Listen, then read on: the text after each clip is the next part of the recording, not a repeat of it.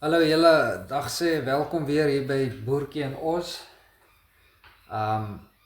Today we're gonna speak with Ronel, my wife, and just she's gonna share her experience of when we were in South Africa and our time here in Australia. And just to let you guys know that the paintings in the background is a painting that my aunt painted for us, just to keep us reminding, of our heritage, the animals, and all the memories we had in South Africa and and our stay on our farm back home. Um, yeah, and that is currently just in our living room, and we pass it every day and looking at it. So that reminds us from home. Anyway, um, welcome Ronel on Boertjie and in Oz. Thank you very much. Uh, can you maybe explain or just give us an idea of the experience, why you or why both of us decided to make the move to Australia? Well, just to give you a little bit of idea how it was in South Africa on the farm. We every time we came back from work, we always knew that we first of all need to try to be in the house before it was dark. So it's always like there's something that chases you, that be in the home before it's dark. And when we were traveling on the highway and getting on the gravel road, you start to be already more aware of your area, be aware of what's happening around you. And it started to become almost second nature to look for, we call it markers that could show you that any incident can maybe happen on your farm, or something is planned that maybe can happen on your farm, like a farm attack. So we were always looking out for markers, piece of rocks or glass that doesn't look normal, up until we read the first gate of the farm. So in our minds, back of our minds, we always knew, be aware, because that's sometimes the place where you could get your first attack. So be aware when you get out of the car to open the first gate. So when we pass through the first gate, we know we're fine for this round. And then when you start to get close to the house, another gate, start to be aware of the area again, see if everything looks normal, and start to look out for the dogs. If the dogs are there, and if they act normal, then you think it's safe to go into the yard of the house. Yes, we had around about 5 dogs on the farm, because that's one of the things that can protect you actually, or hopefully warn you in time if something is happening. And then we obviously get into the house through the first, what do you call it, security gate, and close the gate immediately behind you. And if it starts to get dark, close the curtains, so that nobody can look inside the house, and put on all the spotlights and the lights to show outward. So yeah, that was the normal lifestyle, just to start at the end of the day. And then usually when we went to bed, there was like a security gate between the kitchen and the sleeping area. And sometimes we even had a dog inside the house, on the one side of the security gate and one on the other side. And that was time when we go to bed.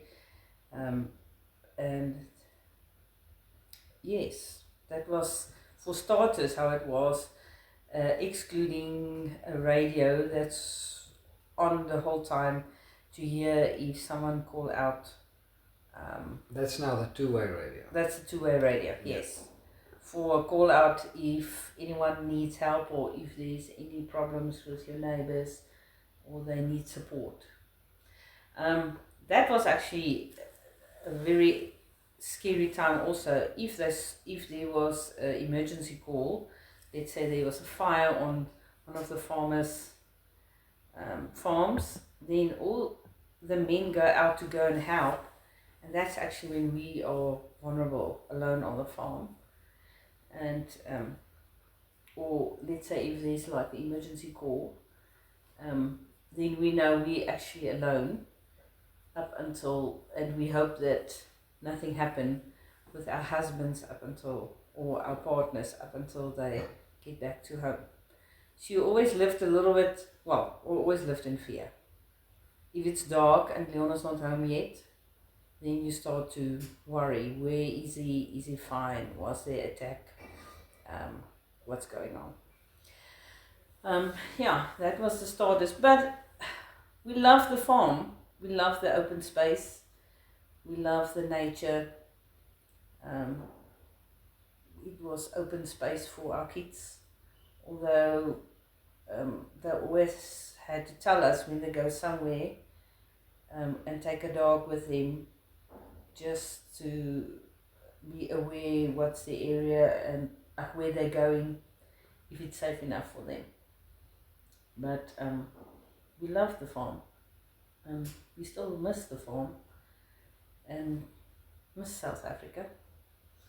Can you maybe remember of an incident that really had an effect on you when we were on the farm? Well, there was an incident where I went to help someone on a certain area close by a farm, and on my way back, some people started to chase me because they wanted to push me off the road, and it was like, well, that was really scary because it was in an area where there was not good reception. So while I was chased on the gravel road, so they were trying to push you off the road. They were trying to push me off the road. I was driving like 120 kilometers an hour. Yes, that was actually one of the incidents that was really traumatic, and I've tried to call for help, but there was no answer. The only call I got was my security, my insurance, gave me a call while I was chased to say they see I've hit a pothole, am I okay? And then I must admit I was actually pretty calm at that stage, told them what's happening, and they said they will never be in time to come and help me. And meantime I was chased the whole time. The only thing that saved me was the gravel road was like a double road and it turned into a single road, and they couldn't catch up with me as we went on because their car was not fast enough actually. But yeah, that was a scary part because I don't know what they want, but they wanted to push me off the road. I only saw that it was 2 men that wanted to push me off the road. Don't know what they wanted, and yeah. So let's discuss what was your decision. We know that we decided because of the kids that we want to come, but what on your side of the decision making was the biggest decision for you to come to Australia? Well, we struggled financial also because of a lot of things that happened, and But the big thing was every day to look in my kids' eyes, and I started to see the type of lifestyle. Even when we go to the shops, they must be close by. My son, that was 5 years old at that stage, I always told him, hold on to my clothes. It's too dangerous if you just walk a little bit at arm length away from me. I couldn't send my teenager girls to the shopping center. It's too dangerous for them. When we travel, I always told them, be aware of your environment. So we actually lived in constant fear, although I realize now how bad it actually was, since we are now in a country where you feel so relaxed. But to realize that is the type of lifestyle my kids gonna live in, and there was actually not a chance for a future for my children. So where you usually motivate your children, just work hard and you will reward it with a good lifestyle, a good life. You couldn't say that in South Africa, because although they've worked hard, they just hope they would have a job one day. They would hope that they will live in a safe place, and they will hope that whatever they do is safe wherever they go. So, yeah, safety was one of the big things, and to give them a future. So knowing what you know now, how do you feel now, and would your decision be the same again, or are you maybe in doubt of the decision you made? No, I'm glad we're here, because I could just see the change in my kids' lives.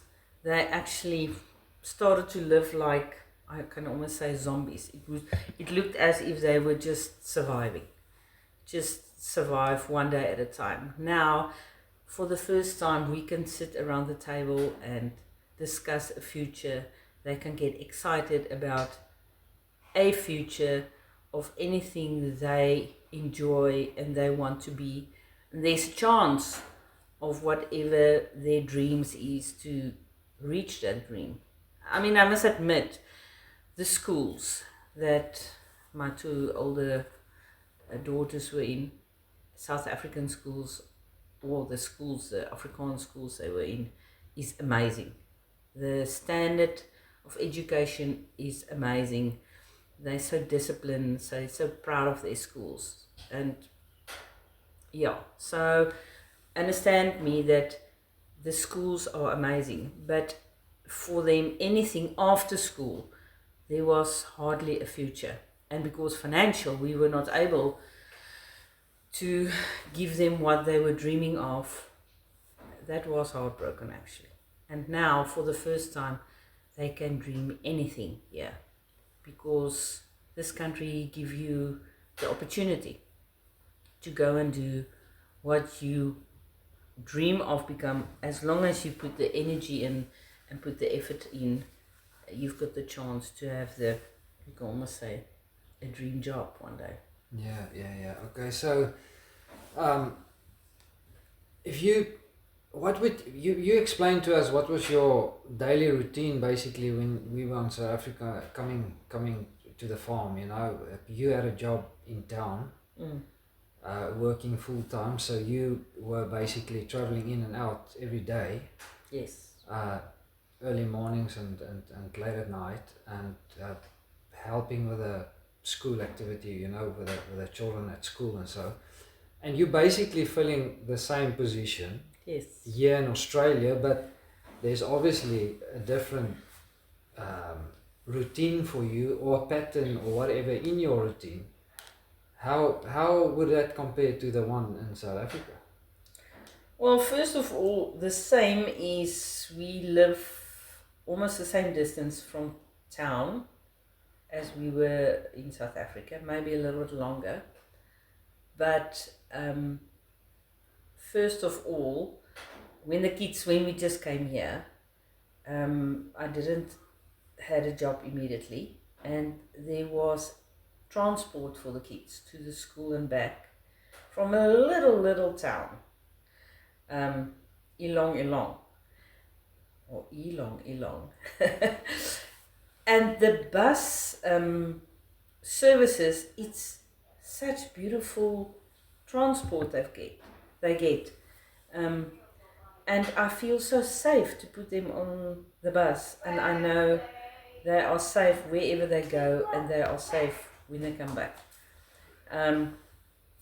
So yeah, the services, the what do you call it? The whatever's available for them, there's already much more opportunity. Then, obviously, then I got a job into the town, and now it's the same routine, but you were always, as you walk out of the house in South Africa, you must make sure you lock everything behind you. Is it safe when you leave the farm? Here we just stampede out of the house.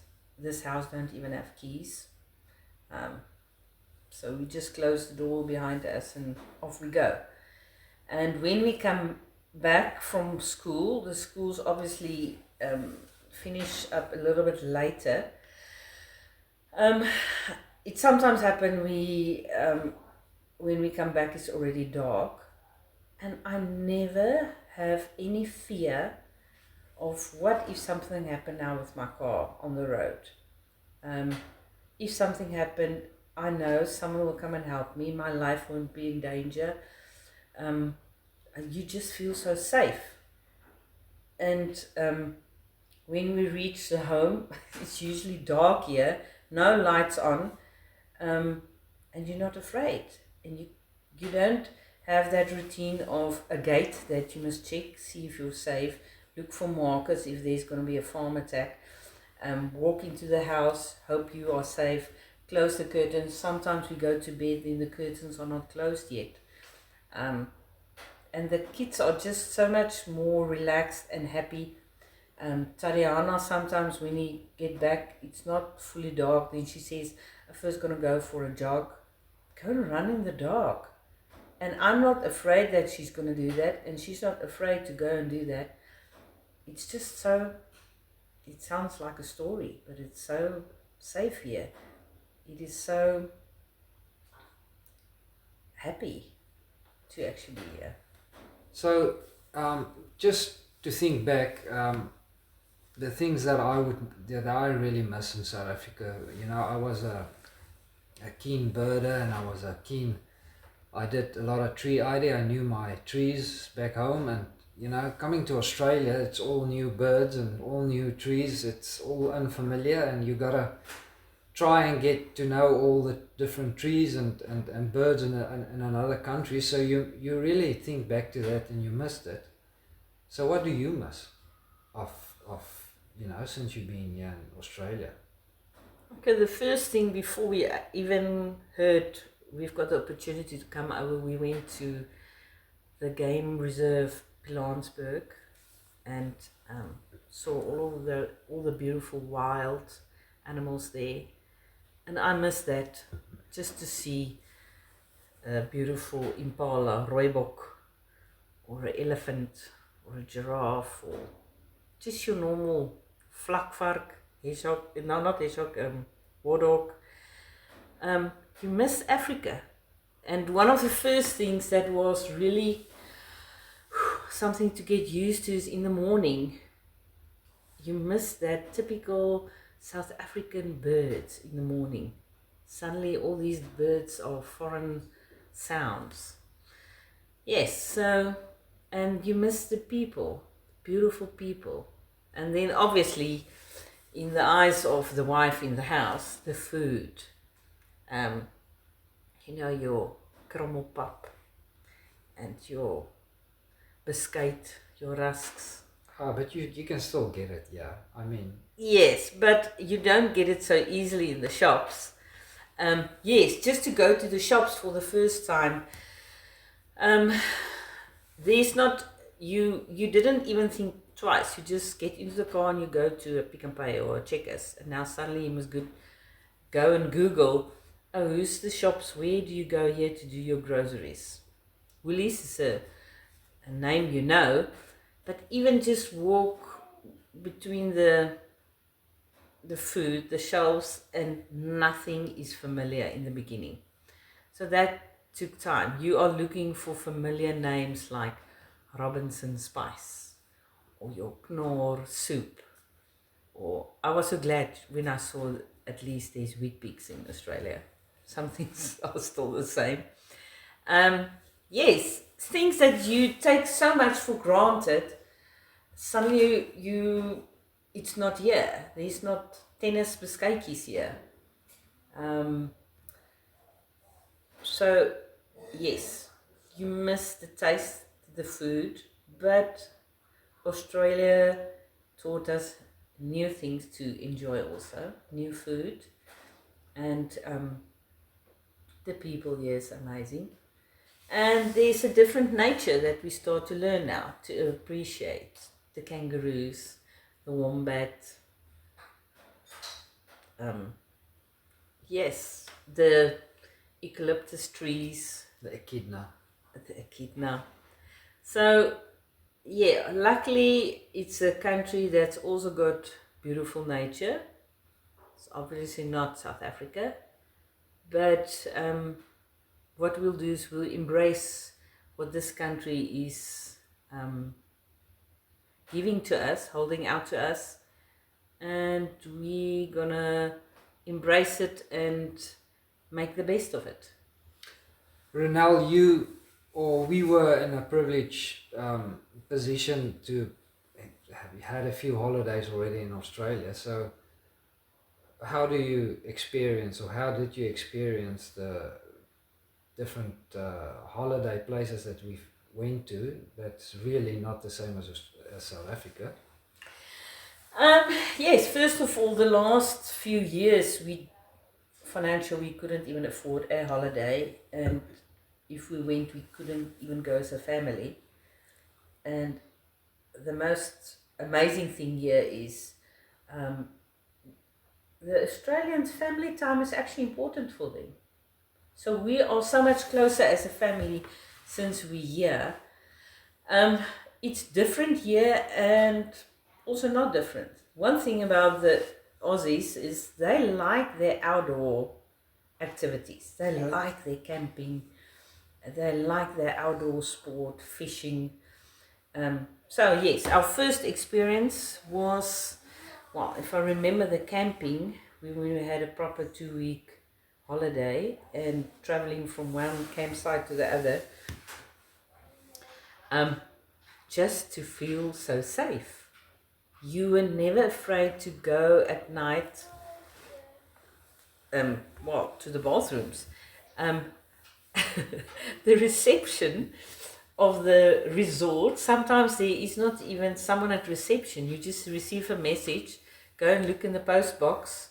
There's an envelope there, and your key for if you go to a cabin, the key is in the envelope, and yeah, you never see anyone at reception.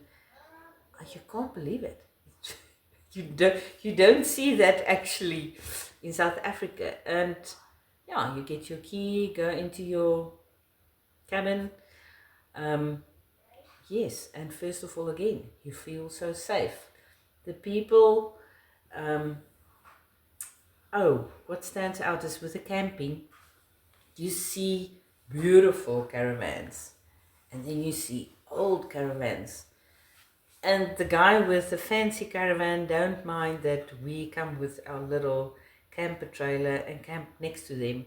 They actually invite us and want to know how they can help us. It's just so amazing.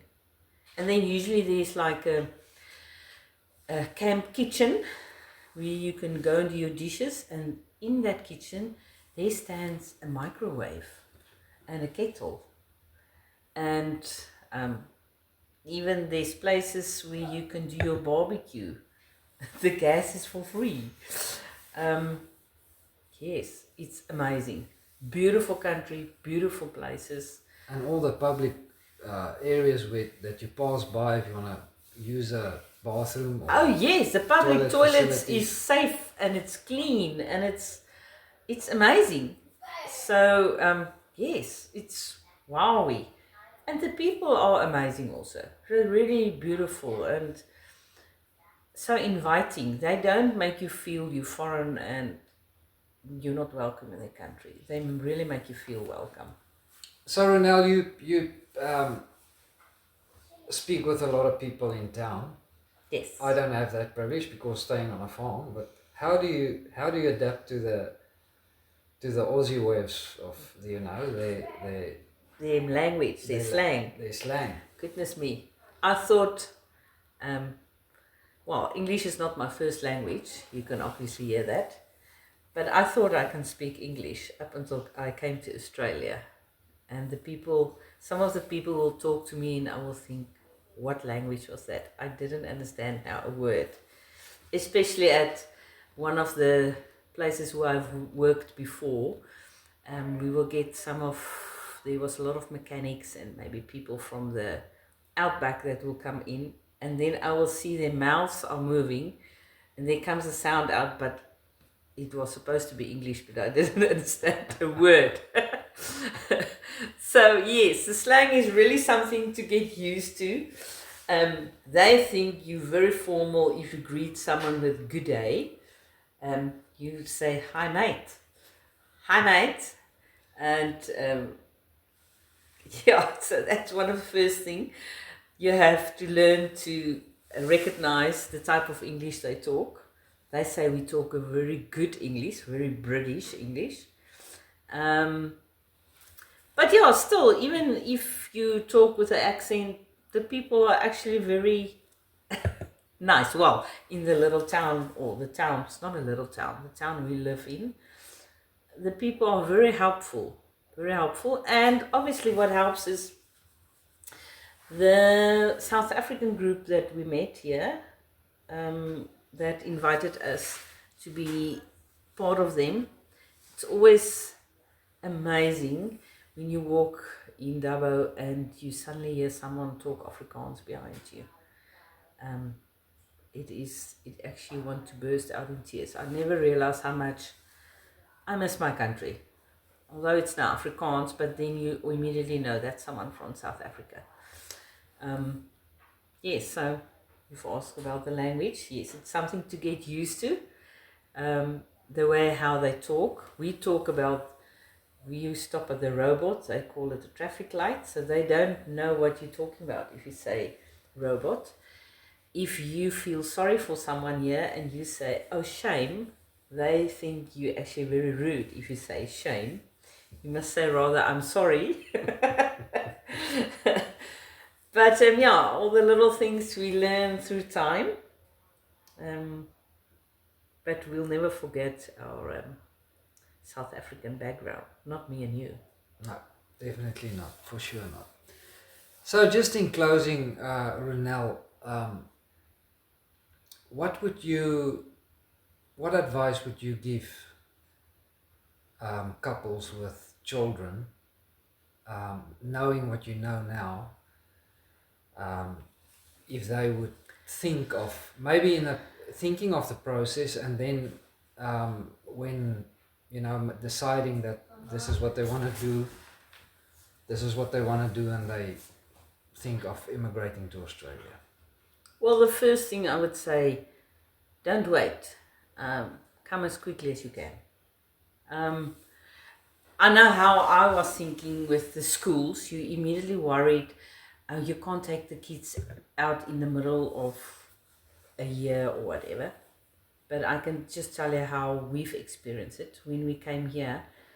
First of all, the pressure that's in South African schools, and it makes sense why there's so much pressure, because there's just a handful that will get a job, or a handful that will get the opportunity to go and study what they want to study. But it's totally different here. Here, they develop or try to introduce the kids to as much as possible subjects. And if you've missed last term's maths, it's not going to affect you this term's maths. Every term is almost like a subject on its own. So your kid's not going to miss anything if they come in the middle of the year. They will adapt so much easy. Um, there is so much support and help at the schools. At the moment, I'm actually a biokineticist. They call it here exercise physiologist, but I'm not doing any of that here. I'm a teacher's aide at one of the schools. Now, teacher's aide is someone that help kids or support kids that start to adapt, or they've got maybe a little bit of ADHD or struggle to concentrate. All the schools provide kids that struggle to adapt, or even if English is not their first language, they've got a teacher's aide that help the kids to adapt and enjoy school as much as they can. And just to see my two oldest kids, the excitement they've got of dreaming of any future, whatever their capabilities, this country will help you, this country will support you, and you've got a chance in life. It's just what do you make with that chance? Grab it with both hands. So bring your kids as soon as you can. This country, children comes first here. Family comes first here. And they will really, really help your children to adapt as quick as possible. Well, thanks, Ronel, for sharing your experience and your thoughts of, the immigration and Australia and South Africa.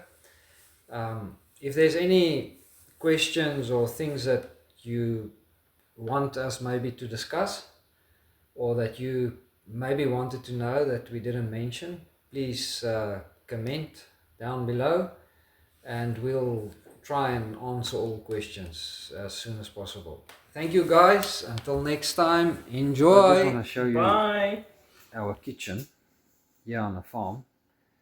I'm showing you the windows just to show you guys that there's no steel enforced burglar bars on the windows here. It's all sliding.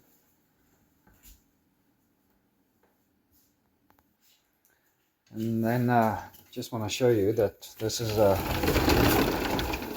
going out to the front area of the house with no security gates and burglar bars in front of the sliding door. This is a sliding door going to the back. No security gates, no burglar bars in front of the security gate. This is one of the bedroom windows with a big sliding door with no burglar bars and security in front on the veranda. And then I just want to go show you guys our fence. This is our fence, the outside fence of the property. No big security fence. It's just high enough to keep the stock out from and preventing them from coming into the yard and chewing up all the trees and flowers and stuff in the yard.